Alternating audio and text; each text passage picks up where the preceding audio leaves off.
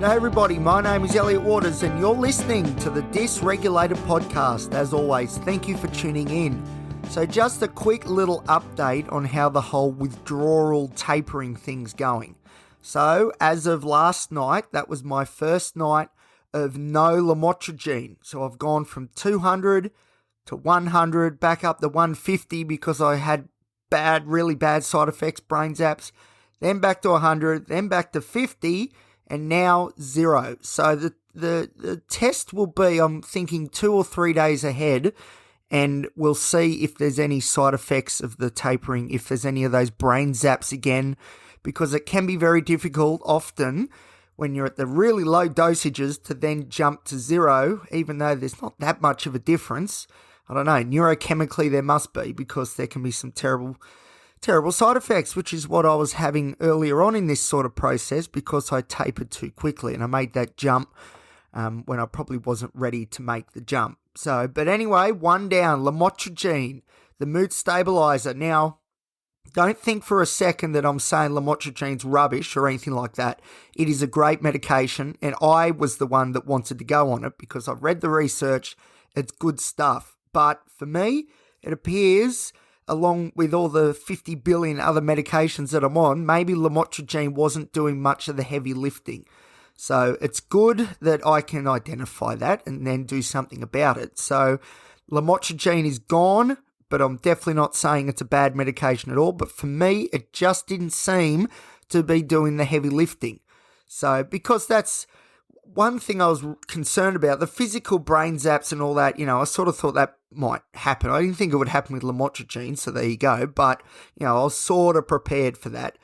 But it was the mental health side that I've been very, very not cautious because I've tapered pretty quickly, but at the same time, definitely mindful of the fact that, these are psychoactive medications and there is a big potential for some rebound anxiety, rebound depression, mood flattening, all that sort of stuff.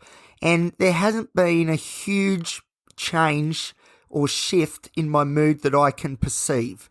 So that also tells me that maybe the lamotrigine wasn't doing that much of the heavy lifting. So I haven't been, I don't know, it's hard because today I've been quite flat. I've been busy, but I've been really flat and I just can't seem to get out of this flat headspace. But I'm not prepared at this point to say that it's the lamotrigine or the tapering that's causing it. I don't know. I had these days, when I was on lamotrigine and everything else. I've had these sorts of days for as long as I can remember, unfortunately. So I don't want to say just yet that this flat effect, as it's called, flat effect, and this anhedonia sort of thing that's hanging around, I don't want to pin it to the tapering of the lamotrigine. I don't think at this point that it's related, but hey, it may be. I don't know. We'll see. The next few days will be interesting to manage and see how my mood reacts to being one medication down. I don't know. It's going to be, I don't know the answer. I know what I'd like to happen, which is, my mood continues to stay robust and, I get off these medications and these side effects and, that would be a very empowering sort of thing to do. But at the same time, I'm well aware that there's a lot going on in my head and I probably will need medications just to keep me on the straight and narrow. That's just the way it is. But 8 of them or 9 of them or whatever I'm on seems excessive and the side effects aren't helping either. So lamotrigine is gone first because I thought, and I still do, that it has implications on my memory. The second medication I'm looking at tapering off is pregabalin or Lyrica. That's next. I've already halved it from 600 milligrams to 300. Again, I was on the top dose of that as well, like I am for all of these medications. The lamotrigine and the pregabalin both are implicated in, memory deficits. So I've said it before in episodes, that's why these are the medications that I've chosen. But out of the two, there's a reason why I went with lamotrigine first, and that's because I thought it would be a lot easier. I have tapered off pregabalin or Lyrica before in a hospital setting when I was at Maitland Private Hospital, and there were some days there that were hell, absolute hell, And I really hope that that doesn't happen again this time. But at the same time, I did taper really, really quickly in hospital. And the reason was that, according to my doctor, which I agree, is that if you're going to taper quick and get a lot done quickly, in the hospital setting's the place to do it. And that's what we did. But it was pretty hard. Let me tell you, it was pretty hard. So the pregabalin has been halved down to 300 milligrams. I'm going to sit on this for a few days at least. And then look to lower it further.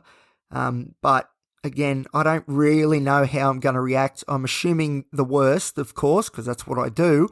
But hey, who knows? It might be nice and simple. I'm not sure. But yeah, so that's the tapering. It's going. It's full steam ahead.